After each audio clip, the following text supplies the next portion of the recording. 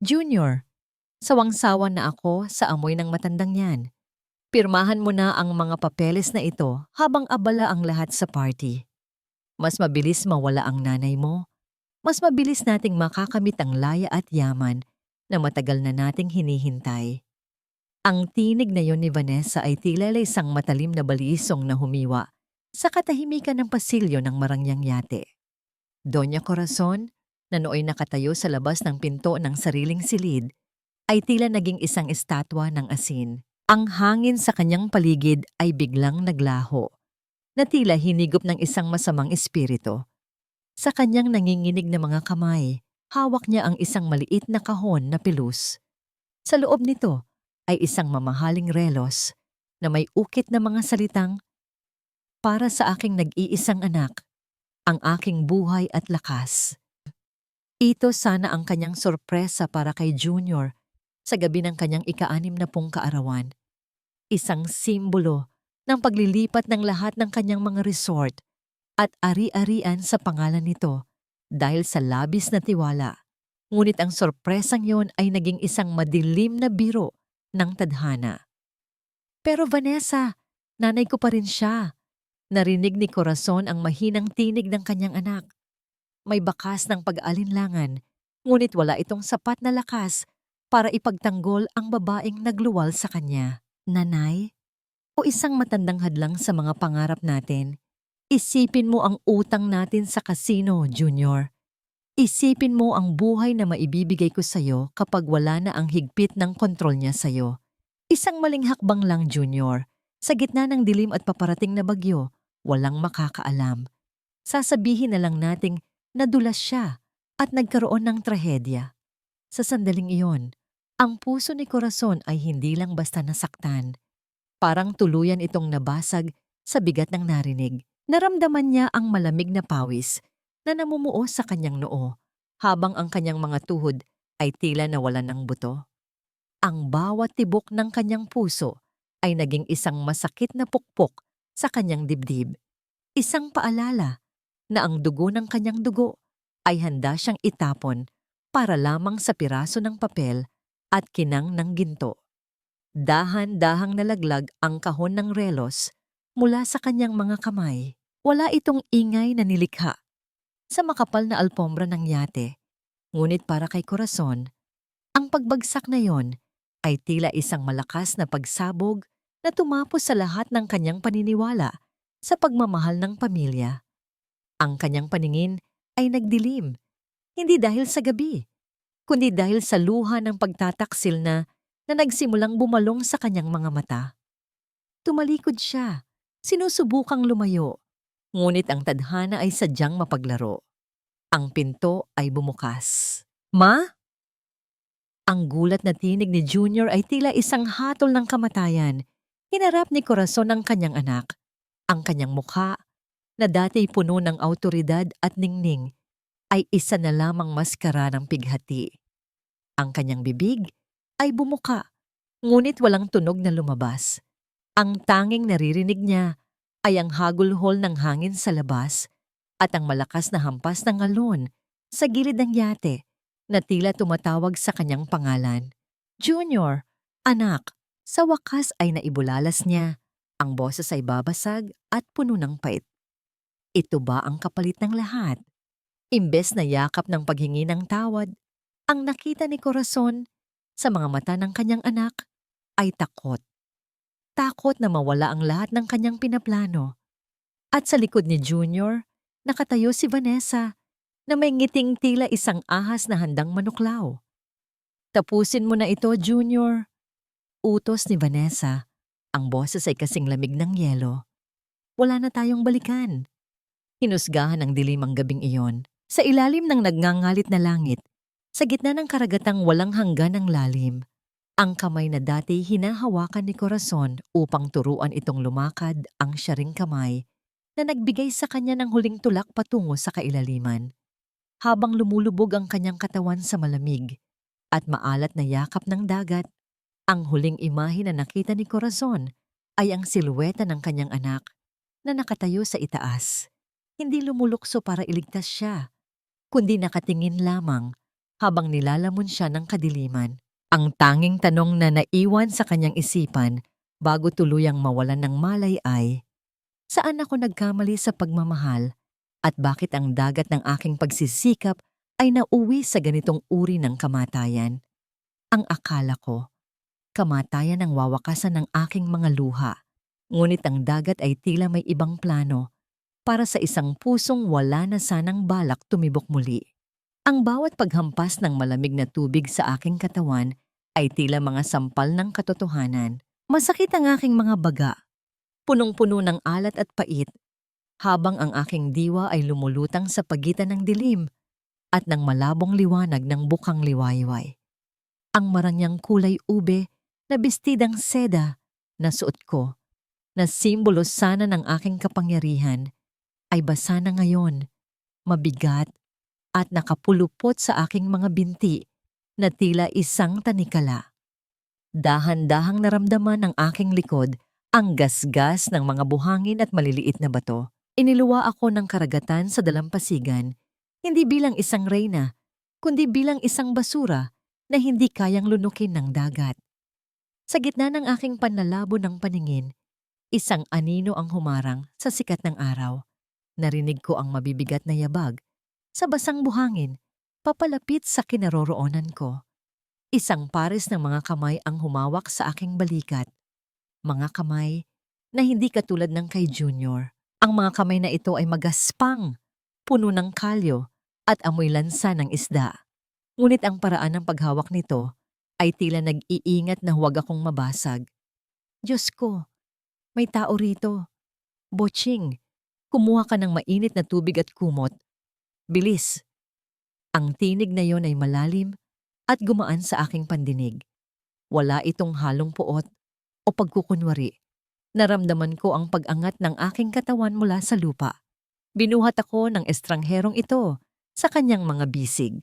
Ang kanyang dibdib ay matigas at matatag, at sa bawat hakbang niya, nararamdaman ko ang init na nagmumula sa kanyang katawan na dahan-dahang nagnanakaw sa lamig na namumuo sa aking mga buto. Dinala niya ako sa loob ng isang barong-barong na gawa sa kawayan at nipa. Amoy usok ng kahoy at tuyong isda ang hangin, isang mundong napakalayo sa mga air-conditioned na kwarto ng aking resort. Inilapag niya ako sa isang manipis na banig. Ramdam ko ang bawat hibla ng banig sa aking balat.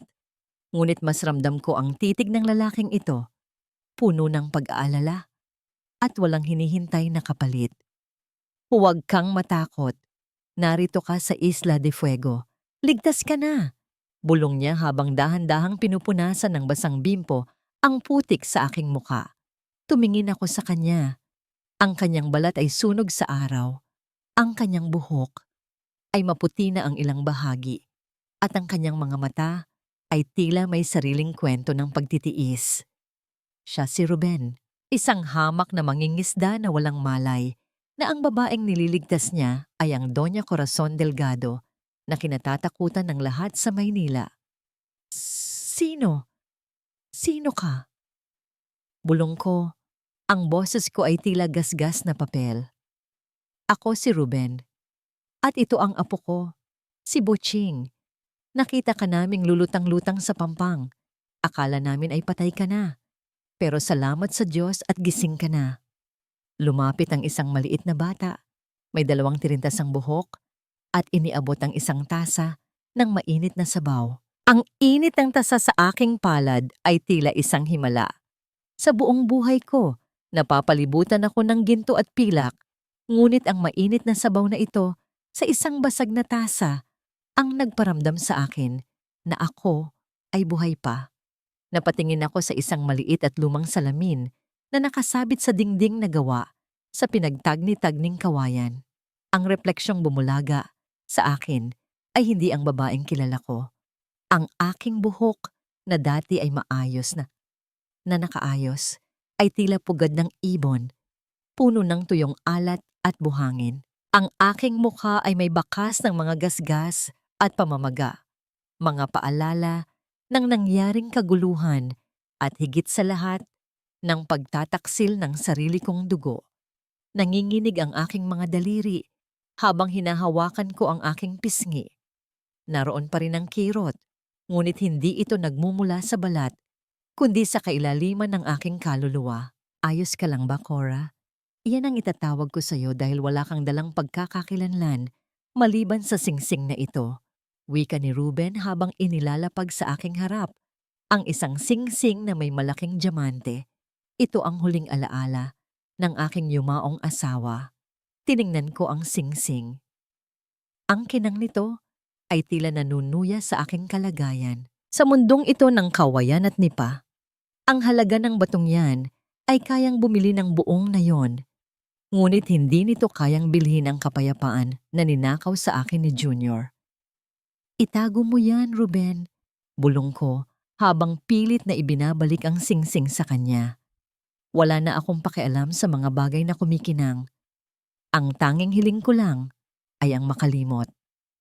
Nagkatinginan si Ruben at ang batang si Butching. Ramdam ko ang kanilang pagtataka, ngunit walang anumang pag-uusisa na lumabas sa kanilang mga bibig. Sa halip, kinuha ni Ruben ang isang lumang kumot na may amoy ng araw at presko na hangin at maingat na ipinatong ito sa aking mga balikat. Magpahinga ka muna. Dito sa aming dampa, walang donya o alipin. Lahat tayo ay pantay-pantay sa harap ng hapag at ng dagat. Sabi ni Ruben bago siya lumabas upang ayusin ang kanyang bangka. Naiwan akong mag-isa sa loob ng munting silid. Ang bawat tunog ng paligid, ang huni ng mga kuliglig, ang marahang pagaspas ng mga dahon ng niyog sa labas, at ang mahinang paghampas ng alon sa pampang ay tila isang uyayi na nagpapatulog sa galit sa aking puso. Sa unang pagkakataon sa loob ng maraming taon, hindi ko narinig ang ingay ng mga transaksyon sa negosyo o ang matatalim na salita ni Vanessa. Ngunit sa kabila ng katahimikang ito, isang imahe ang paulit-ulit na bumabalik sa aking isipan. Ang mukha ni Junior habang itinutulak niya ako. Ang bawat pagpikit ko ay tila isang pelikula ng kanyang panlalamig. Bakit? Paano nagawa ng isang anak na itapon ng kanyang ina sa bingit ng kamatayan para lamang sa yaman na balang araw ay kanya rin naman? Yumakap ako sa aking sarili. Dinadama ang init ng lumang kumot ni Ruben. Dito sa Isla de Fuego, malayo sa rangya at luho, nahanap ko ang isang katanungang bumabagabag sa akin. Sino ba talaga ako kung wala ang aking pera? Huminga ako ng malalim, pilit na pinatitigil ang pag-agos ng mga luha. Ang Doña Corazon Delgado, na kilala ng lahat ay kinuha na ng dagat. Ang natitira na lamang ay isang babaeng basag ang puso, isang Nana Cora na kailangang matutong mabuhay muli mula sa wala. Patay na ang Donya, bulong ko sa sarili habang nakatingin sa kisameng nipa. At kasama niyang namatay ang aking pagiging ina. Sa labas, narinig ko ang paghila ni Ruben sa kanyang bangka sa buhanginan. Isang tunog ng pagkayod na tila nagmamarka ng bagong simula. Ngunit sa aking puso, alam ko na ang katahimikang ito ay pansamantala lamang. Ang dagat na nagligtas sa akin ay siya ring magiging saksi sa aking pagbabago. Itinago ko ang aking muka sa aking mga palad. Gusto kong sumigaw, gusto kong magmura, ngunit ang tanging lumabas ay isang mahabang buntong hininga ng pagtitiis. Magsisimula ako rito. Magtatago ako sa ilalim ng anino ng kahirapan hanggang sa dumating ang tamang panahon. Dahil sa gabing ito, sa tapat ng basag na salamin, at sa piling ng mga taong walang muwang sa aking nakaraan, isang desisyon ang nabuo sa aking isipan. Hindi muna ako babalik sa Maynila. Hahayaan ko silang magsaya sa inakala nilang tagumpay. Hahayaan ko silang ubusin ang kanilang mga sarili sa kasakiman habang ako ay nagpapalakas sa piling ng mga alon. Hindi ko akalain na ang mga kamay na dati ay tanging mga mamahaling pluma at dokumento lamang ang hawak, ngayon ay nanginginig sa bigat ng isang timbang puno ng tubig. Ang bawat pag-angat ko sa poso ay tila isang parusa sa aking mga braso. Isang paalala na ang dating Doña Corazon Delgado ay isa na lamang anino sa gitna ng Isla de Fuego. Sa bawat pagbuhos ko ng tubig sa mga luma at kupas na damit ni Ruben at Butching, tila unti-unti ring nahuhugasan ang aking pagkatao. Ang bango ng mamahaling pabango na dati ay nakadikit sa aking balat ay napalitan na ng amoy ng matapang na sabon na panlaba at lansa ng dagat. Masakit ang aking likod at ang aking mga daliri ay nagsisimula ng mamula at magkaroon ng mga paltos, ngunit mas pinipili ko ang pisikal na sakit na ito kaysa sa hapdi ng alaala ni Junior na nakatatak sa aking isipan. Nana Cora, tulungan na po kita. Ang masiglang tinig ni Butching ay bumasag sa aking malalim na pag-iisip. Lumapit ang bata, bit-bit ang isang maliit na palanggana. Tiningnan ko ang kanyang munting mga kamay. Marumi, may mga sugat mula sa paglalaro sa buhanginan. Ngunit ang kanyang mga mata ay nagniningning sa katapatan. Napakasimple ng kanyang hiling, ang makatulong lamang. Samantalang ang aking anak, na ibinigay ko na ang lahat, ay nagnanais pang kuhanin ang aking huling hininga. Kaya ko na ito, Butching. Maglaro ka na lang doon. Pilit kong ngiti sa kanya. Kahit na ang totoo ay gusto ko nang bumigay sa pagod. Sabi po ni Lolo Ruben, dapat daw po kitang alagaan kasi bisita ka namin. At saka, parang hirap na hirap po kayo sa paglalaba. Hindi po ba kayo marunong? Tanong ng bata sa kanyang inosenteng paraan. Napatigil ako. Isang mapait na ngiti ang sumilay sa aking mga labi. Paano ko sasabihin sa batang ito na sa buong buhay ko may mga taong binabayaran ako para gawin ang lahat ng ito para sa akin? Na ang tanging alam ko ay kung paano mag-utos at hindi kung paano maglingkod. Matagal na kasi nung huli akong naglaba, Butching. Nakalimutan ko na ang tamang paraan, pagsisinungaling ko. Habang pinapanood ko ang bata na masayang nakikipaglaro sa mga bula ng sabon, hindi ko mapigilang isipin si Vanessa. Ang aking mina-in-law na ang tanging alam ay ubusin ang aking yaman sa mga branded na bag at alahas. Kung narito siya ngayon, tiyak na pagtatawanan niya ako. Marahil ay sasabihin niyang nararapat lang sa akin ang maging isang labandera sa gitna ng kawalan. Naramdaman ko ang muling pag-init ng aking mga mata. Pinahid ko ang aking pisngi gamit ang aking braso. Pilit na itinatago ang luha sa harap ng bata. Ayaw kong makita nila ang aking kahinaan. Dito sa islang ito, ang kahinaan ay walang puwang sa ilalim ng matinding sikat ng araw. Nang dapit hapon na, dumating si Ruben mula sa laot. Ang kanyang balat ay tila lalong nangitim dahil sa sikat ng araw, at ang kanyang mga balikat ay tila lalong bumigat dahil sa daladalang lambat na may kaunting huli. Pagod siya. Ramdam ko yon sa kanyang bawat hakbang. Ngunit nang makita niya ako, ay agad siyang ngumiti. Isang ngiting payapa at walang halong interes. Cora, hindi mo naman kailangang gawin ang lahat ng iyan. Magpahinga ka lang muna hanggang sa gumaling ang mga pasa mo. Wika ni Ruben habang inilalapag ang kanyang huli sa lamesang kawayan. Ayaw kong maging pabuhat, Ruben. Pinatuloy niyo ako rito, pinakain, at binigyan ng matutulugan. Ito lang ang kaya kong gawin sa ngayon. Sagot ko, habang isinasampay ang huling piraso ng damit. Tinitigan ako ni Ruben ng matagal. Tila binabasa niya ang bawat guhit sa aking muka. Sinusubukang alamin kung anong klaseng buhay ang tinakas ko bago ako napunta sa kanyang dalampasigan. Ngunit sa huli, tumango lamang siya at iniabot sa akin ang isang piraso ng tinapay na nakuha niya siguro sa bayan. Kakaiba ka, Cora. Ang mga kilos mo, ang paraan ng pagsasalita mo, hindi ka pangkaraniwan.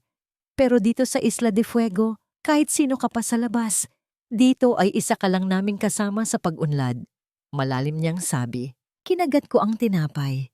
Matigas ito at malamig, ngunit para sa akin, ito ang pinakamasarap na pagkaing natikman ko. Dahil ang tinapay na ito ay hindi binili ng aking pera, kundi ibinigay ng isang taong halos wala na ring makain. Nang sumapit ang gabi, habang nakahiga ako sa manipis na banig, narinig ko ang mahinang pag-uusap ni Ruben at Butching sa labas. Nagbibilang sila ng mga barya, nagkakalkula kung sapat ba ang kinita nila para sa susunod na araw. Naramdaman ko ang isang matinding kurot sa aking puso. Sila, na halos wala na, ay nagagawa pang maging masaya at mapagbigay. Samantalang ako, na nasa akin na ang lahat, ay napapalibutan ng mga taong ang tanging hangad ay ang aking pagbagsak. Isang tanong ang paulit-ulit na bumubulong sa aking isipan habang nakatingin sa kadiliman ng gabi. Hanggang kailan ko kayang panindigan ang pagiging Nana Cora? At kapag nalaman ba nila ang tunay kong pagkatao, tatanggapin pa rin ba nila ang isang babaeng ang yaman ay nabahiran na ng dugo ng pagtataksil? Naramdaman ko ang paglamig ng hangin mula sa dagat. Niyakap ko ang aking sarili. Dinadama ang bawat tibok ng aking puso na tila isang orasan na nagbibilang ng oras patungo sa isang hindi tiyak na bukas. Wala akong pangalan sa islang ito. Walang titulong donya, walang kapangyarihan. At sa gitna ng katahimikang iyon, naramdaman ko ang isang takot na hindi ko pa naramdaman noon. Ang takot na baka tuluyan na ngang makalimutan ng mundo na minsan ay may isang Corazon Delgado na nabuhay. Ngunit kasabay ng takot na yon ay ang isang masidhing ang pagnanais na patunayan sa aking sarili at sa mga taong nagtapon sa akin na ang tunay na lakas ay hindi nasusukat sa kapal ng pitaka, kundi sa tibay ng loob na bumangon mula sa pagkakalubog sa kailaliman ng dagat. Ngayon ko lang naintindihan na ang tunay na kayamanan ay hindi nakatago sa loob ng mga dambuhalang vault ng bangko, kundi na sa isang platong punong-puno ng pagmamahal at pagkakaisa. Sa loob ng maraming dekada, ang aking buhay ay umiikot sa mga numerong may maraming zero, sa mga gintong kubyertos, at sa mga pagkaing hindi ko man lang mabigkas ang pangalan. Ngunit sa ilalim ng sikat ng araw sa Isla de Fuego, ang bawat sentimo ay tila may mas malalim na kahulugan. Sumama ako kay Ruben sa palengke ng bayan. Bitbit ko ang isang basket na gawa sa yantok, habang siya naman ay pasan ang isang malaking balde ng mga sariwang huli mula sa laot. Ang amoy ng palengke, ang pinaghalong lansa ng isda, anghang ng luya, at tamis ng mga hinog na mangga ay tila isang bagong mundo na sumalubong sa aking mga pandama. Dati, ang palengke para sa akin ay isang maruming lugar na tanging mga katulong ko lang ang pumupunta. Ngunit ngayon, ito ang entablado ng aking bagong simula. Napansin ko ang pag-aalinlangan ni Ruben sa pagtawag ng mga mamimili. Masyado siyang mabait, masyadong tahimik. Doon ay muling nagising ang natutulog kong dugo bilang isang negosyante. Halika na, Suki. Fresh na fresh ang huli ni Mang Ruben. Tingnan niyo ang mga mata. Kikinang-kinang pa, parang diamante. Ang aking boses ay umalingaw-ngaw sa gitna ng ingay ng palengke. Nagulat si Ruben, ngunit hindi nagtagal, ay napangiti siya nang makitang dagsa ang mga tao sa aming pwesto. Ginamit ko ang aking talas sa pakikipag-usap. Ang aking kakayahang kumumbinsi na nahasa ko sa loob ng boardroom upang ubusin ang kanyang tinda sa loob lamang ng isang oras. Ang bawat barya na inilalagay sa aking palad ay nagbibigay ng isang uri ng kuryente, isang ligaya na hindi ko naramdaman nang makuha ko ang aking unang ₱1,000,000 noon. Nang matapos ang araw, naglakad kami pauwi habang ang langit ay unti-unti nang nagkukulay kahel at rosas. Ang pagod sa aking mga binti ay tila naging isang medalya ng karangalan. Salamat, Cora. Ngayon lang naubos ang tinda ko ng ganito kabilis. Wika ni Ruben habang binibilang ang aming kinita sa ilalim ng puno ng niyog. May talento ka talaga.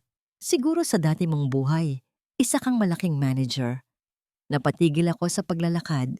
Isang mapait na alaala ang dumaan sa aking isipan, ngunit mabilis ko itong iwinaksi. Manager man o hindi, ang mahalaga ay may pambili na tayo ng bigas at ulam para kay Butching. Nang hapong iyon, naghanda kami ng isang simpleng salo-salo. Walang mamahaling alak, walang formal na kasuotan. Isang pirasong isdang napanatili namin, nilagyan ng asin at inihaw sa uling, kasama ang mainit na kanin at pinakurat na suka. Kumain kami sa paraang kamayan. Ang bawat subo ng kanin na gamit ang aking mga daliri ay tila isang ritual ng pagbabalik sa lupa. Naroon ang golden moment na hinding-hindi ko malilimutan. Kinuha ni Ruben ang pinakamatabang bahagi ng isda, ang tiyan na paborito ng lahat, at dahan-dahang inilagay ito sa ibabaw ng aking kanin. Kumain ka pa, Cora. Payat ka na masyado. Huwag mong alalahanin ng bukas. Basta't narito ako, hindi kayo magugutom ni Butching. Ang kanyang boses ay tila isang mainit na yakap sa aking nanlalamig na kaluluwa. Tumingin ako sa kanya at sa unang pagkakataon, naramdaman ko ang isang pintig sa aking puso na hindi dahil sa galit o takot. Ito ay ang pintig ng pag-asa. Ang payak na ligayang ito, ang pagkakaroon ng isang taong nagmamalasakit nang walang hinihintay na kapalit, ang siyang unti-unting nagtatahi sa mga sugat na iniwan ni Junior at Vanessa. Habang masayang nagkukwento si Butching tungkol sa kanyang mga kalaro, naramdaman ko ang isang kapayapaan na hindi ko kailanman nahanap sa loob ng aking mansyon. Ang mansyon na yon ay puno ng mga anino at lihim, ngunit ang dampang ito ay puno ng liwanag at katotohanan. Gayunpaman, sa kabilang dako ng dagat, sa gitna ng konkreto at bakal na lungsod ng Maynila, ang kadiliman ay nagsisimula na ring gumalaw. Sa loob ng opisina ng Delgado Group, ang aking matapat na abogado na si Attorney Antonio ay nakaupo sa harap ng kanyang mesa. Hawak ang isang report tungkol sa insidente sa yate. May isang bagay na hindi tumutugma sa kwento ni Junior at Vanessa. Isang maliit na detalye na hindi nila naitago ng maayos. Ang investigasyon ay nagsisimula na at ang bawat hakbang ni Antonio ay unti-unting lumalapit sa katotohanang pilit ibinabaon ng mga taksil. Hindi nila alam na ang dagat ay hindi lamang marunong kumuha, kundi marunong din itong magsauli ng mga bagay na ninakaw. At habang ako ay payapang kumakain, kasama ang pamilyang pumulot sa akin, ang orasan ng hustisya ay nagsisimula na ring tumakbo. Masarap ba na Cora? Tanong ni Butching habang puno ng kanin ang kanyang maliit na bibig. Sobra, Boshing. Sobrang sarap. Sagot ko habang ang aking mga mata ay nagniningning sa luha. Luha hindi ng pighati, kundi ng pasasalamat. Habang ang bawat butil ng kanin sa Isla de Fuego ay itinaturing na isang biyaya, sa lungsod ng Maynila, ang pera ay tila basurang itinatapon lamang ni Vanessa. Sa loob ng marangyang mansyon na dati ay pinamumunuan ni Doña Corazon, ang hangin ay hindi na amoy, sampagwita at sariwang simoy ng umaga. Ito ay naging mabigat dahil sa amoy ng mamahaling alak, usok ng sigarilyo, at ang masangsang na amoy ng kasakiman. Cheers everyone! Para sa bagong simula ng Delgado Group. Ang tinig ni Vanessa ay umalingaw-ngaw sa malawak na salas, puno ng kapalaluan. Nakatayo siya sa gitna ng karamihan, suot ang isang kulay pulang bestida na kasing tingkad ng dugo. Sa kanyang leeg ay nakasabit ang isang kwintas na brilyante, isang paboritong hiyas ni Corazon na kinuha niya mula sa vault ng matanda sa ikalawang araw pa lamang matapos ang insidente sa yate. Walang bakas ng pighati sa kanyang mukha. Tanging ang kislap ng tagumpay na sa wakas ay wala na ang matandang hadlang sa kanyang mga luho. Sa isang sulok, nakaupo si Junior, hawak ang isang baso ng whiskey. Ang kanyang mga mata ay malalim at tila walang buhay. Sa tuwing ipipikit niya ang kanyang mga mata, nararamdaman niya ang lamig ng tubig at ang huling tingin ng kanyang ina. Ngunit sa tuwing susubukan niyang magsalita, isang matalim na tingin lamang mula kay Vanessa, ang sapat na upang patahimikin ang kanyang konsensya. Junior darling, bakit ganyan ang mukha mo? Party ito. Dapat kang magsaya dahil tayo na ang hari at reyna ng imperyong ito. Bulong ni Vanessa habang dahan-dahang hinahaplos ang balikat ng kanyang asawa. Ang kanyang boses ay puno ng tamis, ngunit ang kanyang mga mata ay kasing lamig ng isang ahas. Hindi ko lang maiwasang maisip, Vanessa. Paano kung malaman nila? Mahinang sagot ni Junior, ang boses ay nanginginig. Isang matunog na tawa ang pinakawalan ni Vanessa. Sino ang makakaalam? Ang dagat? Patay na siya, Junior. Tanggapin mo na yon. Ang dapat mong isipin ngayon ay ang Delgado Coast Resort Project natin. Isang malaking project na maglalagay sa atin sa mapa ng buong mundo. Inilabas ni Vanessa ang isang blueprint at ipinatong ito sa mesa. Sa gitna ng mga tira-tirang pagkain at mga baso ng alak, ipinakita niya ang disenyo ng isang dambuhalang resort na may mga swimming pool, golf course at mga luxury villa. Pero Vanessa, ang lugar na ito, may mga naninirahan dito. Isang komunidad ng mga mangingisda ang naririyan. Puna ng isa sa kanilang mga business partner na nakikinig sa usapan. Mangingisda? Isang grupo ng mga squatter? Huwag niyo silang alalahanin. Isang pirasong papel lang at kaunting pananakot. Aalis din ang mga yan. Sanfalin natin ang mga barong-barong na yan para magkaroon ng espasyo para sa tunay na pag-unlad. Sagot ni Vanessa habang ang kanyang mga kuko ay dumidiin sa mapa. Eksakto sa kinaroroonan ng Isla de Fuego. Ang kawalang puso ni Vanessa ay tila walang hangganan. Para sa kanya, ang mga tao sa isla ay mga dumi lamang na kailangang walisin. Hindi niya alam na sa mismong lugar na nais niyang sirain, ang babaeng inakala niyang nilamon na ng mga pating ay unti-unti nang bumabangon. Sa kalagitnaan ng pesta, isang katulong ang lumapit kay Vanessa. Ang mukha ay puno ng takot. Ma'am, may tawag po galing kay Attorney Antonio. Gusto raw po niyang makausap si Sir Junior tungkol sa ilang papeles ni Doña Corazon. Binitawan ni Vanessa ang kanyang baso. Ang tunog ng pagkalamog ng kristal sa sahig ay tila isang babala na hindi niya pinansin. Sabihin mo sa kanya, busy kami. At sabihin mo rin, huwag na siyang mag-imbestiga dahil malinaw ang report ng Coast Guard. Aksidente ang nangyari. Kung ayaw niyang mawalan ng lisensya, manahimik siya. Hinarap ni Vanessa si Junior na lalong naging maputla. Huwag kang matatakot, Junior. Hawak natin ang lahat. Ang yaman na ito ay atin na at walang sino man ang makakakuha nito sa atin. Kahit ang multo ng nanay mo. Habang nagpapatuloy ang musika at tawanan sa mansyon, sa labas ay nagsisimulang umihip ang isang malamig na hangin. Isang hangin na nagmumula sa dagat, dala ang bango ng alat at ang bulong ng paghihiganti. Ang pesta ng mga buwaya ay puno ng saya, ngunit ang bawat buwaya ay nakakalimot na ang dagat ay hindi kailanman nagpapatalo sa mga gahaman. Sa isang madilim na silid sa opisina ng abogado, binuksan ni Attorney Antonio ang isang lumang record.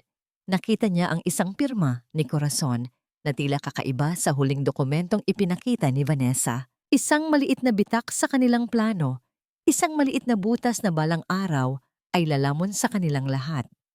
Ang kawalang katarungan ay tila nagtatagumpay sa gabing ito, ngunit sa bawat halakhak ni Vanessa, isang hakbang naman ang ginagawa ng tadhana upang ibalik ang balanse. Ang mga squatter na nais niyang palayasin ay ang mismong mga taong nagbibigay ng lakas sa kanyang pinakamalaking kalaban. Ang gabi ay binalot ng isang masungit na panahon. Ang bawat butil ng ulan na bumabagsak sa bubong na nipa ay tila mga daliring kumakatok, naghahanap ng puwang sa loob ng munting dampa ni Rube. Hindi katulad ng mga bagyo sa Maynila na aking pinapanood mula sa likod ng makakapal na salamin ng aking bintana. Ang ulan dito sa Isla de Fuego ay nararamdaman, nalalasahan at naririnig sa bawat sulok. Nagising ako dahil sa malamig na dampi ng tubig sa aking balikat. Ang bubong na nipa, sa kabila ng pagsisikap ni Ruben na tagpian ito, ay bumigay na rin sa tindi ng buhos ng langit. Sa gitna ng kadiliman, nakita ko ang anino ni Ruben na mabilis na kumikilos. Hindi siya gumagawa ng ingay upang hindi magising si Butching. na mahimbing na natutulog sa kabilang sulok. Cora, pasensya ka na. Nabasa ka na yata. Mahinang bulong ni Ruben. Ang kanyang boses ay puno ng hiya. Tila ba kasalanan niya ang pagkabutas ng kanyang tahanan. Dinala niya ang isang timba upang saluhin ang tumutulong tubig. Nakita ko ang kanyang pagod na anyo. Ang kanyang mga balikat ay tila bumibigay sa bigat ng araw-araw na pakikipagsapalaran sa dagat. Ngunit sa gabing ito, ang inaalala niya ay ang aking kaginhawaan. Kinuha niya ang tanging tuyong kumot na natitira at dahan-dahang ipinatong sa aking mga binti. Dito ka muna sa bahaging ito, Cora. Tuyo pa rito. Lilipat na lang ako sa kabilang dulo. Wika niya. Wag, Ruben. Mababasa ka doon. Malakas ang hangin na pumapasok sa dingding. Sagot ko habang hinahila ang dulo ng kanyang kamay. Naupo kaming magkatabi sa gilid ng banig. Ang distansya sa pagitan namin ay sapat lamang upang madama ko ang init na nagmumula sa kanyang katawan. Sa labas, ang dagat ay tila umaawit ng isang malungkot na harana. Ang paghampas ng malalaking alon sa mga bato ay nagbibigay ng isang ritmo na tila tumitibok kasabay ng aking puso. Alam mo, Cora, noong nabubuhay pa ang asawa ko, ganito rin kami tuwing umuulan. Masikip, basa, at kung minsan ay walang panggatong para sa kape. Pero hindi ko naramdaman na mahirap kami dahil magkasama kami. Pagbabahagi ni Ruben, ang kanyang mga mata ay nakatingin sa kawalan. Tila binabalikan ang mga alaala ng nakaraan. Tumingin ako sa kanyang mga kamay na nakapatong sa kanyang tuhod. Ang mga kamay na ito ay sumasagisag sa lahat ng bagay na wala ako noon. Katapatan, sakripisyo, at tunay na pagmamahal. Ang aking asawa ay namatay sa gitna ng paghahabol sa mas malaking yaman. At ang aking anak ay lumaking ang tanging alam na wika ay ang kalansing ng barya. Ngayon ko lang naintindihan, Ruben, na ang pinakamasakit na uri ng lamig ay hindi ang dala ng ulan, kundi ang lamig ng isang bahay na puno ng lahat ng karangyaan, pero walang nagmamalasakit sa isa't isa. Bulong ko. Naramdaman ko ang paggalaw ng kanyang kamay sa gitna ng katahimikan ng gabi. Dahan-dahang hinawakan ni Ruben ang aking palad. Ang kanyang hawak ay hindi mapilit, hindi mapangangkin. Ito ay isang tahimik na pangako ng proteksyon. Ang magaspang niyang kalyo ay tila naging pinakamalambot na haplos na natanggap ko sa buong buhay ko. Naroon ang golden moment na tila nagpatigil sa takbo ng mundo. Itinilig ko ang aking ulo sa kanyang balikat. Amoy dagat siya, amoy pawis, at amoy ng katotohanan. Sa sandaling iyon, ang Doña Corazon Delgado ay tuluyan ng naglaho. Wala akong alahas, wala akong titulong ipagmamalaki. Pero sa piling ng mangingisdang ito, pakiramdam ko ay ako ang pinakamayamang babae sa mundo. Salamat, Ruben. Dahil sa'yo, natutunan kong huminga muli. Mahina kong sabi habang nararamdaman ko ang marahan niyang pagpiga sa aking kamay bilang tugon. Ngunit ang kapayapaang ito ay tila isang panaginip na nakatakdang magising.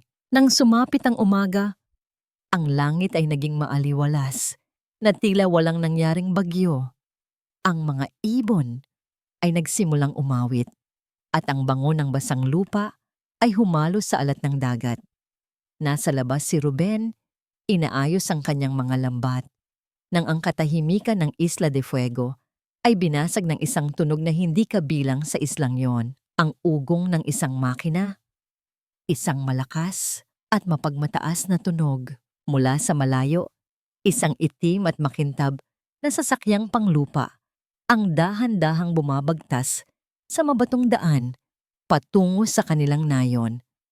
Ang sasakyang yon ay tila isang itim na mantsa sa gitna ng asul na langit at lunti ang paligid. At sa pintuan nito, nakatatak ang isang logo na kabisado ng aking bawat hibla ng pagkatao, ang gintong agila ng Delgado Group. Tumayo ang aking mga balahibo. Ang kamay na kanina lang ay puno ng init ni Ruben ay naging malamig muli. Alam ko ang kahulugan nito. Ang panganib ay hindi na lamang isang anino sa aking isipan.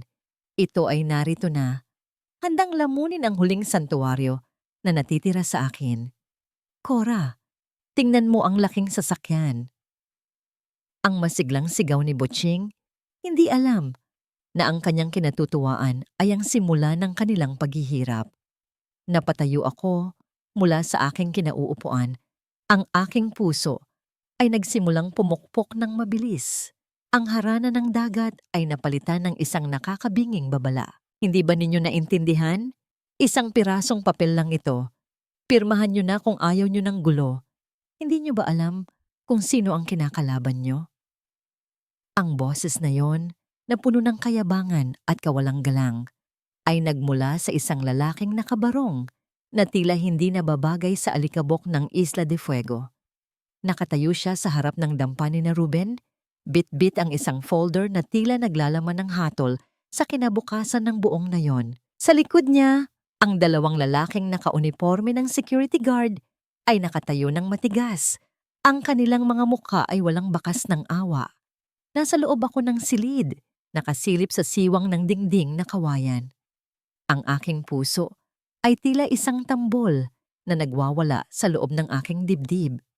Ang bawat salita ng lalaking iyon ay tila mga latay sa aking balat dahil alam ko kung kanino galing ang utos na ito.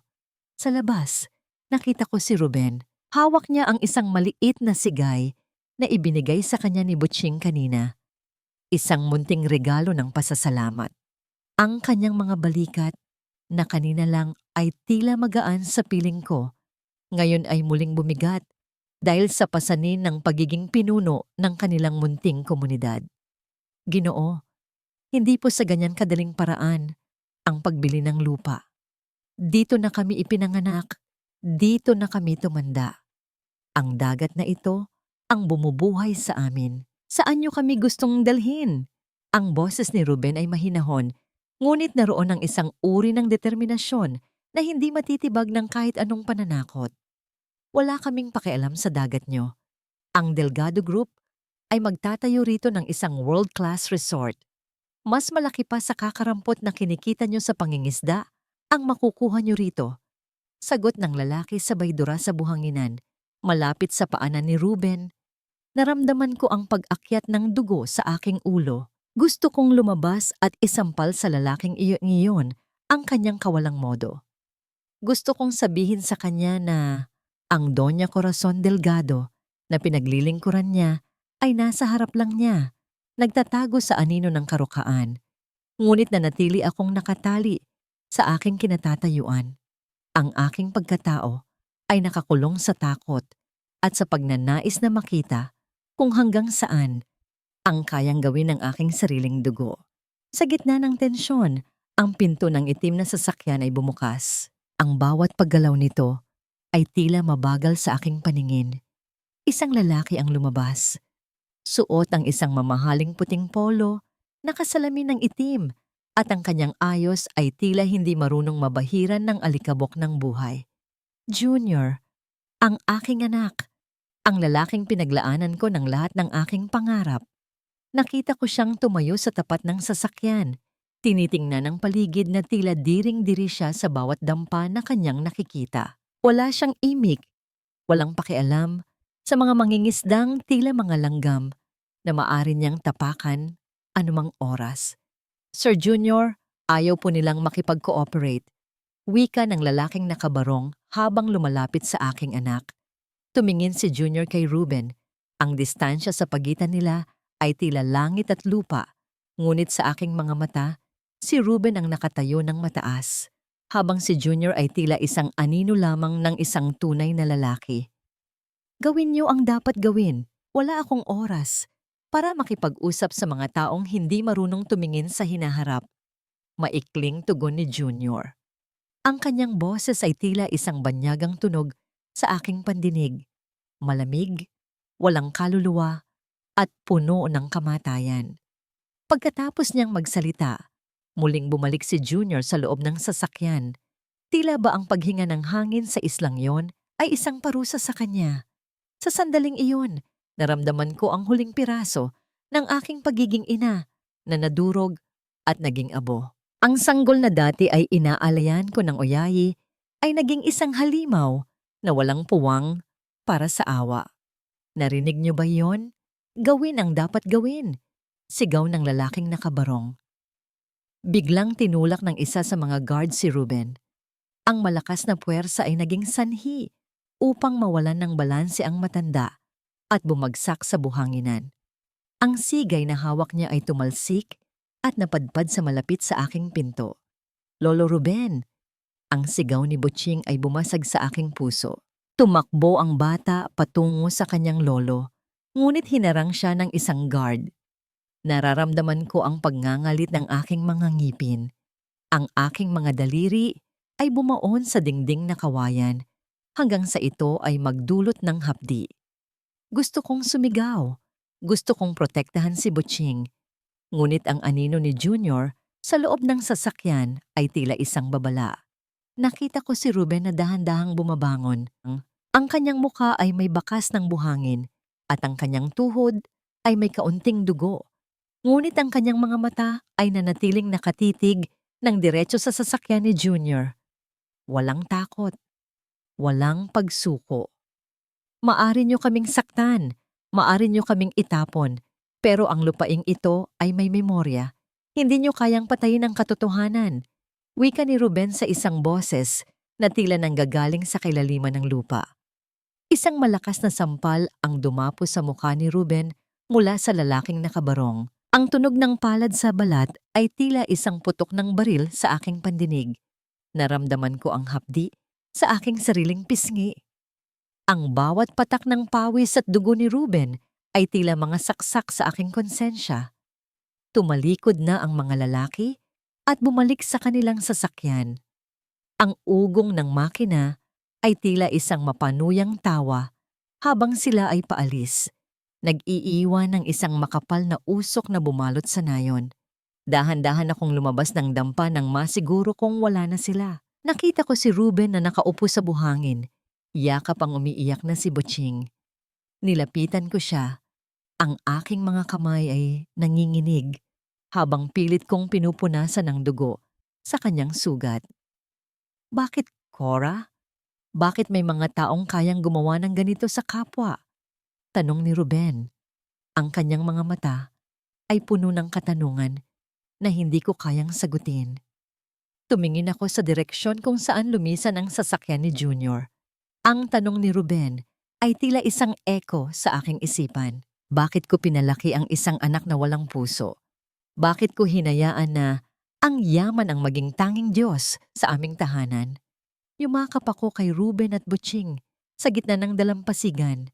Ang init ng araw ay tila hindi sapat upang pawiin ang lamig na dulot ng presensya ng aking sariling anak. Sa sandaling iyon, ang takot ko ay napalitan ng isang masidhing apoy. Hindi na ito tungkol sa aking kaligtasan. Ito ay tungkol sa katarungan para sa mga taong pumulot sa akin nang ako ay wala ng halaga. Anak, bulong ko sa aking isipan habang nakatingin sa malayo. Akala mo ay natapos mo na ako sa dagat, ngunit hindi mo alam na ang dagat na ito ang magtuturo sa akin kung paano ka babagabagin hanggang sa iyong huling hininga.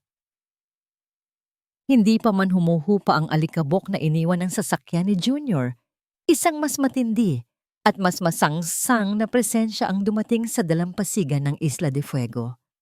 Kung ang aking anak ay tila isang aninong walang buhay, ang babaeng bumaba sa sumunod na sasakyan ay tila isang apoy na handang tumupok sa lahat ng kanyang madaanan. Vanessa, nakita ko siya mula sa bintana. Suot ang isang mamahaling puting bestida at isang sombrerong tila abot langit ang laki. Ang kanyang bawat hakbang sa buhanginan ay puno ng pandidiri. Tila ba ang bawat butil ng lupa ay isang dumi na dumidikit sa kanyang mamahaling sapatos. Sa kanyang kamay, hawak niya ang isang pamaypay na mabilis niyang iwinawasiwas. Pilit na itinataboy ang amoy ng dagat na para sa amin ay buhay, ngunit para sa kanya ay lansa. Gosh! Junior was right. This place is a total dump. How can people live here? It smells like rotten fish and poverty. Ang kanyang boses, na matinis at puno ng pang-uuyam, ay umalingaw-ngaw sa katahimikan ng nayon. Lumabas si Ruben mula sa dampa. Bit-bit ang kanyang dignidad na tila tanging sandata na natitira sa kanya.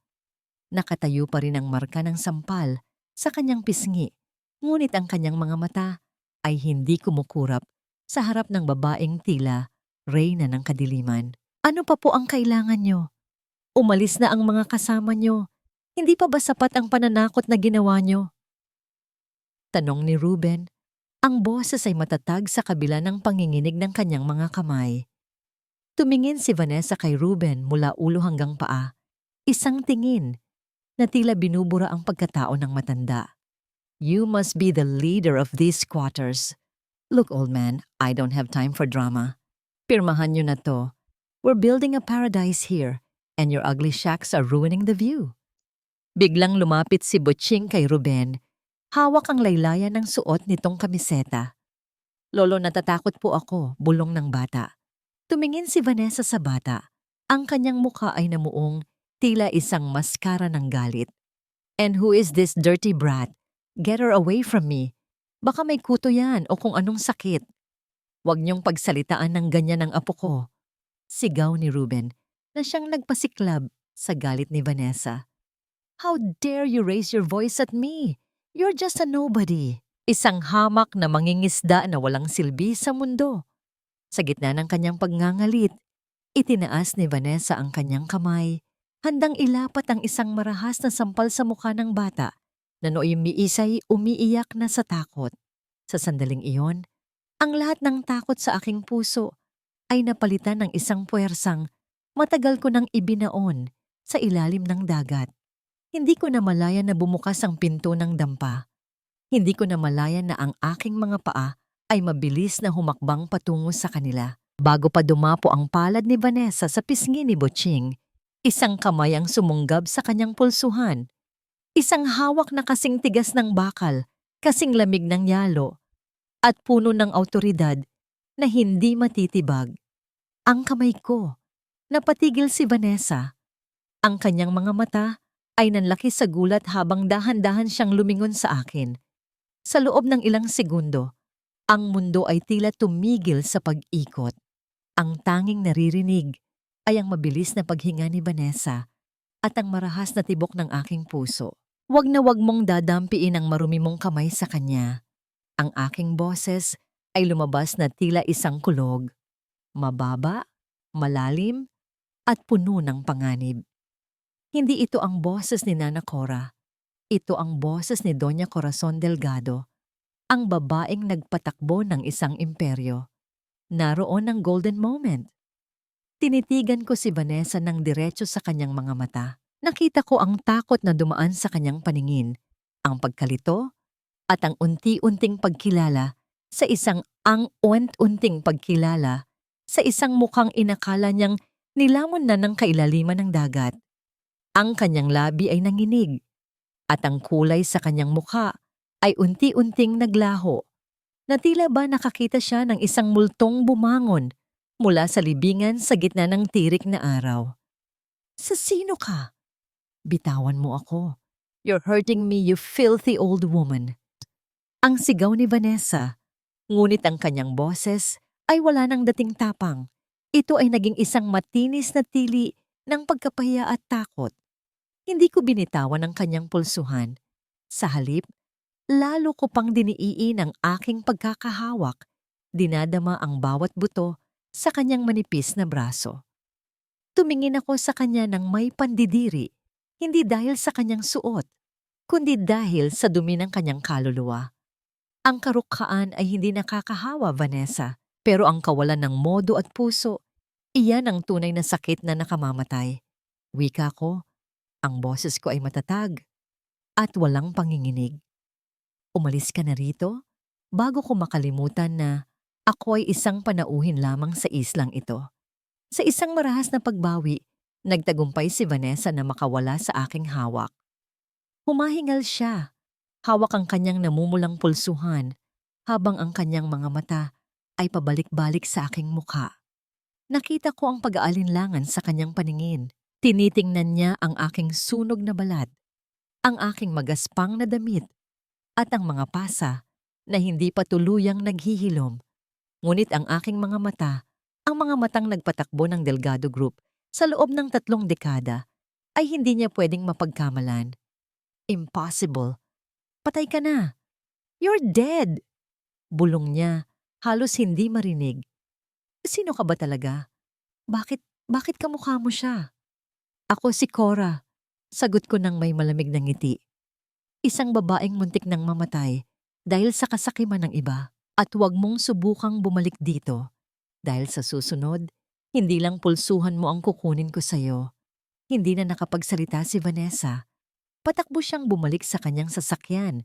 Tila ba tinutugis siya ng lahat ng kanyang mga kasalanan. Ang malakas na pag-arangkada ng makina at ang pagtilamsik ng buhangin ay naging saksi sa kanyang mabilis na pagtakas. Iniwan niya ang nayon na tila ba nakakita siya ng isang sumpa. Nang mawala na ang sasakyan sa paningin, naramdaman ko ang biglang panghihina ng aking mga tuhod. Napakapit ako sa haligi ng dampa. Ang aking paghinga ay naging mabigat at mabilis. Ang apoy na nagliyab sa aking dibdib kanina ay unti-unting napalitan ng isang malamig na takot. Alam ko na ang aking lihim ay hindi na magtatagal. Lumapit sa akin si Ruben.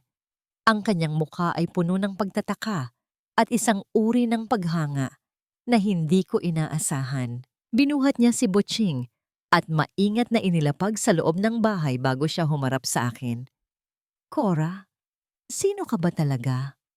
Ang tanong ni Ruben ay tila isang hatol. Ang paraan ng pagtayo mo, ang boses mo, hindi ka lang basta isang babaeng nakaligtas sa trahedya sa dagat. Nakita ko kung paano natakot ang babaeng yun sa'yo. Sino ang donya na tinutukoy niya? Tumingin ako kay Ruben.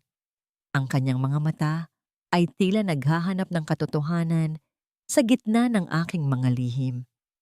Gusto kong sabihin ang lahat. Gusto kong umiyak sa kanyang balikat at sabihin na ako ang Doña Corazon Delgado na nagmamay-ari ng kumpanyang nagnanais sumira sa kanyang buhay. Ngunit ang bawat salita ay tila bumabara sa aking lalamunan. Ruben, ang mahalaga ay wala na sila. Ang tanging naisagot ko. Hindi, Cora. Hindi iyon ang mahalaga. Seryosong sabi ni Ruben habang hinahawakan ang aking balikat. Ang mahalaga ay ang kaligtasan mo. Kung sino ka man, alam ko na may malaki kang pinagdadaanan. Pero tandaan mo, dito sa Isla de Fuego pamilya tayo.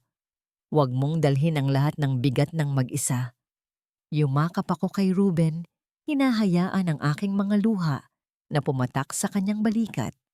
Ang kanyang yakap ay tila isang kuta na nagpoprotekta sa akin mula sa malupit na mundo ng Maynila. Ngunit sa aking isipan, alam ko ang susunod na mangyayari. Babalik si Vanessa. Sasabihin niya kay Junior ang kanyang nakita. At sa oras na yon, ang Isla de Fuego ay hindi na magiging isang santuaryo, kundi isang battlefield. Kailangan ko ng kumilos. Hindi ko na pwedeng hayaang madamay ang mga taong nagligtas sa akin. Ang KUC Quivy ay hindi lang tungkol sa aking pangalan, kundi tungkol sa aking tungkulin. Naroon ang golden moment na nagpabago sa aking desisyon. Kinuha ni Boching ang isang maliit na baso ng tubig at iniabot ito sa akin. Cora, huwag na po kayong umiyak. Hindi na po babalik yung masamang reyna. Ngumiti ako sa bata. Ngunit sa loob-loob ko, alam ko na ang reyna ay narito na. At sa pagkakataong ito, hindi na siya magtatago. Ang gabing iyon sa Isla de Fuego ay nababalot ng isang uri ng katahimikang nakakabingi. Habang ang buwan ay nagtatago sa likod ng makakapal na ulap, ang aking puso naman ay tila isang kandilang unti-unting nauubos ang mitya. Nakatingin ako kay Ruben na mahimbing na natutulog sa kabilang panig ng dampa. Ang bawat paghinga niya ay tila isang paalala ng lahat ng bagay na maaari kong mawala kung mananatili akong Nana Cora. Alam ko ang ugali ni Vanessa. Hindi siya titigil hanggat hindi niya nasisigurado kung sino ako. At kapag nalaman ni Junior na buhay ang kanyang ina, hindi sila magdadalawang isip na tapusin ang sinimulan nila sa gitna ng dagat.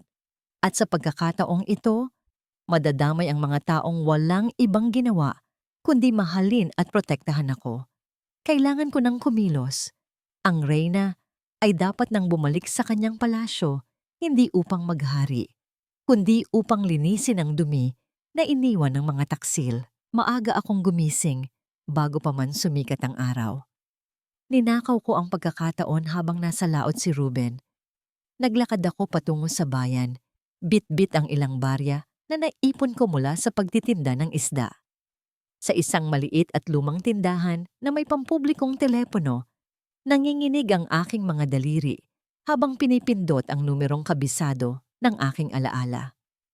Sa ikatlong ring, isang pamilyar na boses ang sumagot. Hello? Sino ito? Antonio. Ito si Corazon. Bulong ko. Ang aking boses ay tila isang multong nagmumula sa kailaliman ng lupa. Narinig ko ang mahabang katahimikan sa kabilang linya. Nararamdaman ko ang gulat at hindi paniniwala ni attorney. Antonio, ang tanging taong pinagkakatiwalaan ko sa loob ng maraming taon. Di Doña Corazon, imposible. Ang balita ay, huwag kang magsalita, Antonio. Makinig ka lang. Buhay ako, pero hindi pa ito ang tamang panahon para malaman ng lahat. Kailangan ko ang tulong mo. Sabihin mo sa akin anong nangyayari sa kumpanya. Ang bawat salita ni Antonio ay tila mga saksak sa aking dibdib. Sinabi niya ang tungkol sa mga pekeng dokumentong nilagdaan ni Junior, ang paglustay ni Vanessa sa pondo ng kumpanya, at ang plano nilang wasakin ang Isla de Fuego sa loob ng 2 araw upang simulan ang konstruksyon ng resort. Ipadala mo ang sasakyan sa dulo ng kalsada ng bayan mamayang hating gabi, Antonio. At tandaan mo, walang dapat makaalam nito. Kahit si Junior, utos ko bago ko ibaba ang telepono. Bumalik ako sa dampa na tila walang nangyari, ngunit ang bawat hakbang ko ay tila paglayo sa huling piraso ng aking kaligayahan. Inihanda ko ang huling hapunan para kay Ruben at Butching. Nagluto ako ng paborito nilang ginataang isda. Bawat sangkap ay hinaluan ko ng aking mga luha na pilit kong itinatago. Naroon ang golden moment na wumasak sa aking katatagan. Habang kumakain kami, hinawakan ni Ruben ang aking kamay. Tumingin siya sa akin ng may malalim na pagmamahal. Isang pagmamahal na walang kondisyon. Cora, bukas ay aayusin ko ang bubong natin. Bibili ako ng bagong nipa sa bayan para hindi ka na mabasa kapag umuulan. Wika niya ng may ngiti. Hindi ako nakapagsalita. Ang bawat plano niya para sa ating kinabukasan ay tila isang kutsilyong humahati sa aking puso. Gusto kong sumigaw at sabihin na wala nang bukas para sa atin dito. Gusto kong sabihin na aalis na ako para iligtas siya. Nang sumapit ang hating gabi, habang ang buong nayon ay payapang natutulog, dahan-dahan akong tumayo. Kumuha ako ng isang piraso ng papel at isang lumang lapis. Sa ilalim ng malamlam na liwanag ng gasera, isinulat ko ang aking huling mensahe para sa lalaking nagligtas sa aking kaluluwa. Ruben, patawarin mo ako kung kailangan kong umalis ng walang paalam. May mga utang ako sa nakaraan na kailangan ko ng bayaran upang hindi na kayo madamay sa aking malas. Huwag mo akong hanapin. Tandaan mo na ikaw ang nagturo sa akin na ang tunay na yaman ay wala sa ginto, kundi sa init ng isang tapat na yakap. Mahal ko kayo ni Butching. Cora, inilapag ko ang sulat sa tabi ng kanyang unan kasama ang aking diamanteng singsing. Hindi bilang kabayaran, kundi bilang garantiya na hindi sila magugutom habang wala ako. Lumabas ako ng dampa nang hindi lumilingon. Ang bawat hakbang ko sa buhanginan ay tila mabigat na pasanin. Sa dulo ng kalsada, naghihintay ang isang itim na sasakyan. Pagpasok ko sa loob, ang malamig na hangin ng aircon at ang amoy ng mamahaling leather ay tila sumakal sa akin. Doña Corazon, handa na po ang lahat. Wika ni Antonio mula sa driver's seat. Tumingin ako sa bintana, sa direksyon ng munting dampa ni na Ruben na unti-unting lumiliit sa dilim. Ang Nana Cora ay muling naging Doña Corazon Delgado. Ang aking muka ay naging kasing tigas ng bato at ang aking mga mata ay naging kasing talim ng kidlat. Tara na, Antonio. May mga buhaya tayong kailangang turuan ng leksyon. Ang boses ko ay wala ng bakas ng emotion. Sa wakas, tapos na ang era ng mga makalumang pamamalakad. Today, as we sign these papers, the Delgado Coast Resort will finally become a reality. Cheers to our success, Junior! Ang tinig ni Vanessa ay puno ng kagalakan at tagumpay habang nakatayo siya sa harap ng mga miyembro ng Board of Directors ng Delgado Group. Ang boardroom na matatagpuan sa pinakamataas na palapag ng kanilang gusali sa Makati ay puno ng mga taong mayayaman, makapangyarihan at mga taong handang pumanig sa kung sino ang may hawak ng korona. Suot ni Vanessa ang isang kulay itim na terno na tila isang reynang nagluluksa. Ngunit ang kanyang mga mata ay nagniningning sa tuwa. Sa tabi niya, si Junior ay nakaupo ng tuwid. Ngunit ang kanyang mga kamay ay patuloy na naglalaro sa kanyang mamahaling ballpen. Bakas sa kanyang mukha ang pagod at isang uri ng pagkabalisa na hindi maikubli ng kanyang mamahaling suit. Junior darling, pirmahan mo na. Once this is done, wala nang makakapigil sa atin. Bulong ni Vanessa habang inilalapit ang dokumento ng pagpapatayo ng resort na wawasak sa Isla de Fuego. Dahan-dahang itinuon ni Junior ang dulo ng ballpen sa papel. Ngunit bago pa man dumapo ang tinta sa puting pahina, ang dambuhalang pinto ng boardroom ay dahan-dahang bumukas. Walang malakas na tunog, walang marahas na pagtulak, ngunit ang bigat ng presensya ng taong pumasok ay sapat na upang tumigil ang lahat sa kanilang ginagawa. Isang babae ang pumasok sa silid. Suot niya ang isang eleganteng kulay emerald na dress. Ang kanyang buhok ay maayos na nakapusod, at ang kanyang tindig ay tila isang bundok na hindi matitinag ng kahit anong bagyo. Ang kanyang mukha ay kasing kinis ng porselana, ngunit ang kanyang mga mata ay tila mga talim ng kidlat na handang tumama sa sinumang humarang. Doña Corazon Delgado. Ang katahimikan sa loob ng boardroom ay naging nakakabingi. Ang mga miyembro ng board ay napatayo sa gulat. Si Junior ay binitawan ng kanyang ballpen na lumikha ng isang mahinang tunog sa mesa bago ito gumulong sa sahig. Si Vanessa naman ay tila naging isang estatwa. Ang kanyang mukha ay unti-unting naging kasing puti ng papel na hawak niya. Masyado yata kayong nagmamadali. Hindi ba niyo alam na hindi pwedeng magkaroon ng bagong hari hanggat buhay pa ang reyna? Ang boses ni Corazon ay umalingaw-ngaw sa buong silid. Mababa, kalmado, ngunit puno ng kapangyarihan. Huminga ng malalim si Corazon habang dahan-dahang naglalakad patungo sa sentro ng mesa. Ang bawat hakbang niya ay tila isang hatol ng kamatayan para sa mga taksil. Nararamdaman niya ang hapdi ng kanyang mga binti mula sa pagod sa isla, ngunit bawat sakit ay naging lakas niya sa sandaling ito. Mama? Ang tanging naibulalas ni Junior. Ang kanyang boses ay naging parang sa isang batang naliligaw. Tiningnan ni Corazon ang kanyang anak. Wala siyang nakitang pagmamahal sa kanyang mga mata. Tanging ang pait ng isang inang itinatwa ng sariling dugo. Hindi ba dapat ay masaya ka, Junior? Akala ko ba ay nalunod na ako sa gitna ng dagat? Pero nakalimutan niyo yata na ang dagat ay hindi kumukuha ng mga bagay na hindi sa kanya. Biglang tumayo si Vanessa, pilit na ibinabalik ang kanyang tapang. This is impossible! Sino ka? Isa ka bang impostora? Patay na si Doña Corazon. Nakita namin ang report. Isang malamig na tawa ang pinakawalan ni Corazon. Impostora? Bakit, Vanessa? Dahil ba natatakot kang mawala ang mga alahas? Naninakaw mo sa kwarto ko habang wala pa akong isang linggong patay? O dahil ba natatakot kang mabulok sa kulungan dahil sa mga pekeng dokumentong ito? Inilabas ni Corazon ang isang folder mula sa kanyang bag at ibinalibag ito sa gitna ng mesa. Dito ay nakasaad ang lahat ng ebidensya ng paglustay ni Vanessa sa pondo ng kumpanya at ang investigasyon ni Attorney Antonio tungkol sa nangyari sa yate. Naroon ang golden moment na nagpatahimik sa lahat. Lumapit si Corazon kay Junior. Hinawakan niya ang pisngi ng kanyang anak sa paraang tila isang pagmamahal. Ngunit ang kanyang mga salita ay tila mga latay. Ang mga kamay na ito, Junior, ito ang mga kamay na nagligtas sa akin noong bata ka pa. Pero ito rin ang mga kamay na nagtulak sa akin sa kamatayan.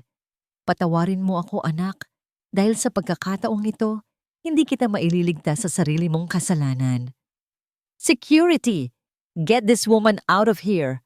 Tili ni Vanessa, ngunit walang sino man ang gumalaw. Ang mga security guard na dating sumusunod sa kanya ay nakayuko lamang sa harap ni Corazon. Vanessa, huwag ka nang magpagod.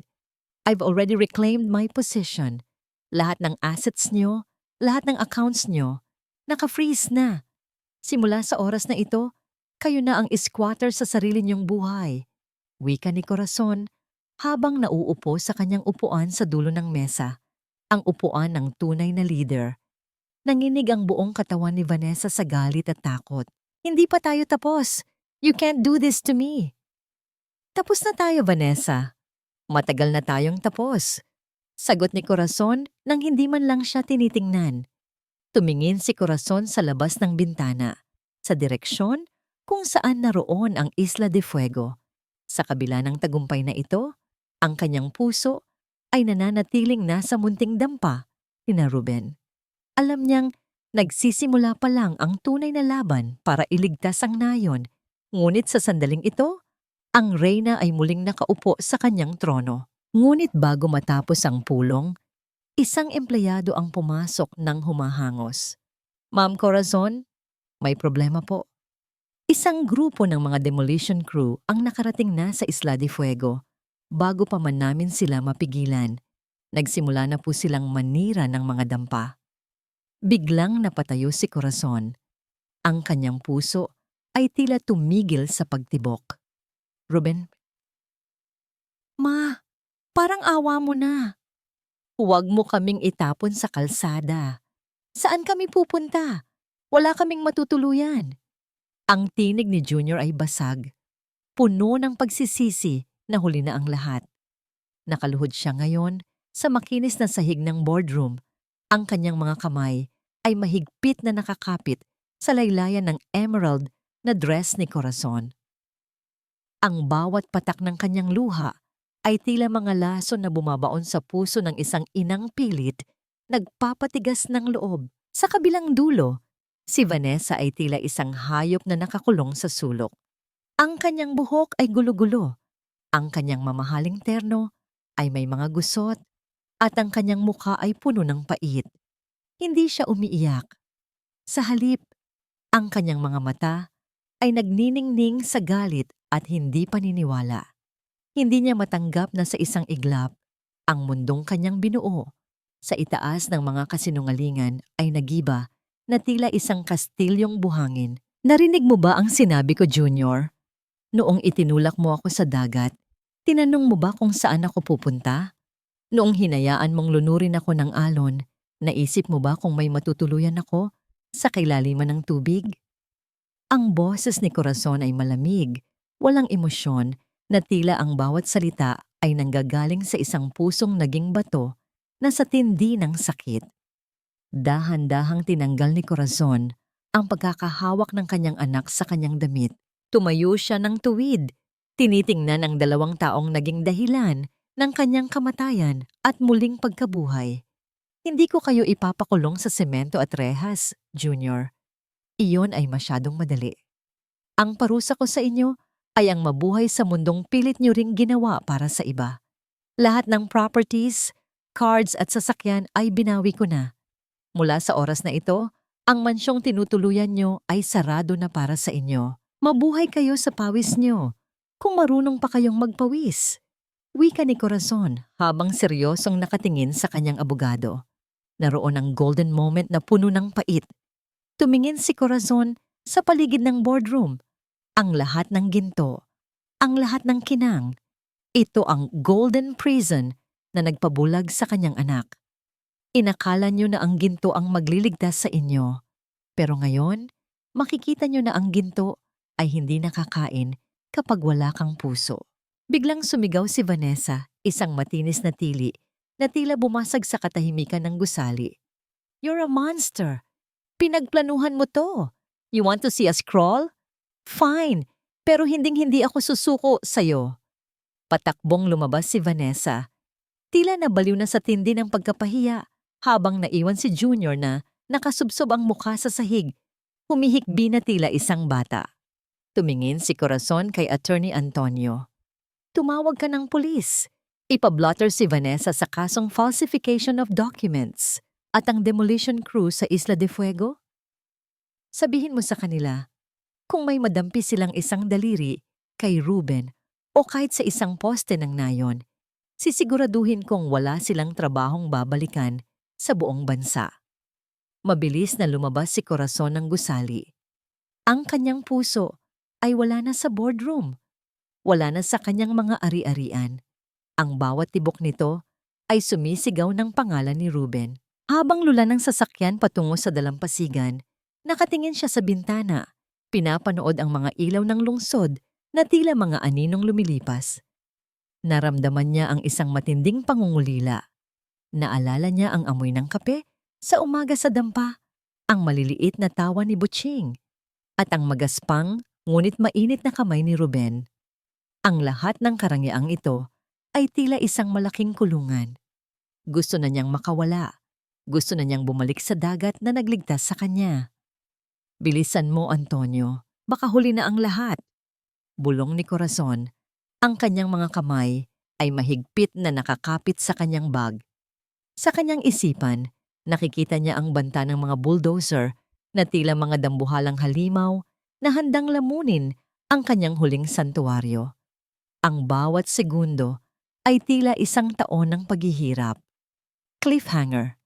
Nang marating nila ang kanto, patungo sa Isla de Fuego, isang makapal na usok ang bumalot sa langit.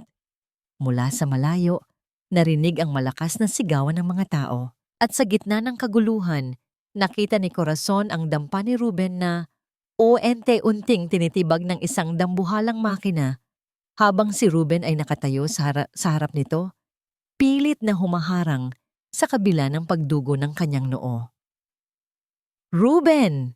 Ang huling naisigaw ni Corazon bago siya mabilis na bumaba ng sasakyan. Hinto. Tigil ang lahat. Utos ito ng may-ari ng lupang tinatayuan niyo. Ang sigaw ni Corazon ay umalingaw-ngaw sa buong dalampasigan, mas malakas pa sa ugong ng dambuhalang makina na nooy nagbabantang tuluyang itumba ang natitirang bahagi ng dampa ni Ruben. Sa gitna ng alikabok at kaguluhan, tumakbo si Corazon at humarang sa pagitan ng bulldozer at ni Ruben. Ang kanyang emerald na dress ay mabilis na nabahira ng putik at alikabok, ngunit wala siyang pakialam. Ang kanyang mga mata ay naglalabas ng apoy, na tila kayang tunawin ang bakal ng anumang makina.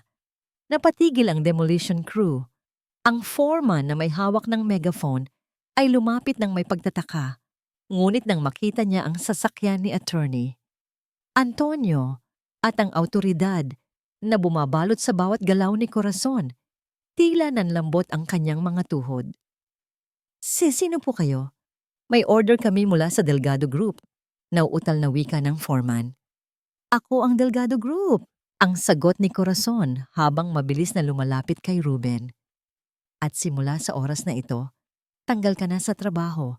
Kasama ang lahat ng taong nagtangkang saktan ang mga mangingisda rito. Umalis kayo sa islang ito bago ko kayo ipakulong sa salang trespass at assault. Hindi na naghintay pa ng paliwanag ang mga manggagawa. Sa loob ng ilang minuto, ang ingay ng mga makina ay napalitan ng katahimikan habang mabilis silang lumilikas. Ngunit para kay Corazon, ang tunay na laban ay hindi ang mga makina, kundi ang lalaking nooy nakaupo sa buhanginan. Ang noo ay may umaagos na dugo, at ang mga mata ay puno ng pait at kalituhan. Ruben, narito na ako. Patawarin mo ako. Bulong ni Corazon. habang lumuluhod sa harap ng matanda. Pinunit niya ang dulo ng kanyang mamahaling dress upang gamiting pambalot sa sugat ni Ruben. Tumingin si Ruben sa kanya. Hindi ito ang tingin ng isang mangingisda sa kanyang mahal. Ito ang tingin ng isang taong naramdaman na siya ay napaglaruan ng tadhana. Cora? O Doña Corazon? Sino ka ba talaga? Bakit kailangang dumaan ang lahat ng ito bago ko malaman ang katotohanan? Naroon ang golden moment na wumasak sa huling pader sa pagitan nila. Hindi pinansin ni Corazon ang dumi sa kanyang kamay o ang dugo sa kanyang damit. Niyakap niya si Ruben ng mahigpit. Isang yakap na hindi para sa isang donya, kundi para sa isang babaeng nahanap ang kanyang kaligtasan sa piling ng lalaking ito. Ako pa rin ang Cora na pinulot mo sa pampang Ruben. Ang Cora na tinuruan mong kumain ng isda gamit ang mga kamay. Ang Cora na minahal mo nang walang kondisyon. Hikbi ni Corazon. Umalis ako para iligtas kayo. Dahil ang tanging paraan para matigil ang kasamaang ito ay ang harapin ko ang aking nakaraan. Dahan-dahang itinaas ni Ruben ang kanyang kamay at hinawakan ang mukha ni Corazon. Ang kanyang mga daliri ay magaspang pa rin, ngunit ang haplos ay puno ng pagpapatawad. Akala ko, ay nakalimot ka na sa aming mga dukha nang makuha mo ang singsing mo. Hinding-hindi ko kayo makakalimutan. Dahil dito sa islang ito, nahanap ko ang tunay na kahulugan ng tahanan. Hindi ito ang mansyong puno ng ginto, kundi ang munting dampang ito na puno ng pag-ibig. Sagot ni Corazon. Lumapit si Butching, umiiyak pa rin, at yumakap sa kanilang dalawa. Sa gitna ng mga nagibang kawayan at punit na nipa, ang tatlong tao ay naging isang pamilya na hindi kayang tibagin ng kahit anong bulldozer. Nang sumunod na linggo, ang Isla de Fuego ay naging saksi sa isang himala. Hindi resort ang itinayo ni Corazon. Sa halip ginawa niyang isang marine sanctuary ang buong isla na legal na nakapangalan sa kooperatiba ng mga mangingisda. Ang bawat dampa ay inayos, hindi upang maging villa, kundi upang maging ligtas na tirahan para sa lahat. Sa loob ng boardroom sa Maynila, iniwan ni Corazon ang isang huling utos bago siya tuluyang bumalik sa isla. Ang Delgado Group ay pamamahalaan na ng isang board ng mga professional at ang bahagi ng kita nito ay mapupunta sa edukasyon at kalusugan ng mga mangingisda sa buong bansa. Hinarap niya ang kanyang sarili sa salamin sa huling pagkakataon sa loob ng kanyang opisina. Hindi na niya nakikita ang isang mapait na byuda. Ang nakikita niya ay isang babaeng handa nang yakapin ang kanyang dapit hapon ng may kapayapaan. Bumalik siya sa Isla de Fuego, dala ang isang simpleng maleta. Sa pampang, naghihintay si Ruben, ang sugat sa noo ay tuyo na. Ngunit ang nangiti sa labi ay mas maliwanag pa sa sikat ng araw. Welcome home, Cora. Wika ni Ruben. Narito na ako, Ruben. At hinding-hindi na muling aalis. Sagot ni Corazon habang sabay silang naglalakad patungo sa munting dampa na muling itinayo sa gitna ng dalampasigan. Ang bawat hakbang nila sa buhangin ay tila isang sulat ng pasasalamat sa dagat. Ang mga alon ay patuloy na humahampas, ngunit sa pagkakataong ito, ang tunog nito ay hindi nababala ng kamatayan, kundi isang awit ng pagsisimula. Isamantowa.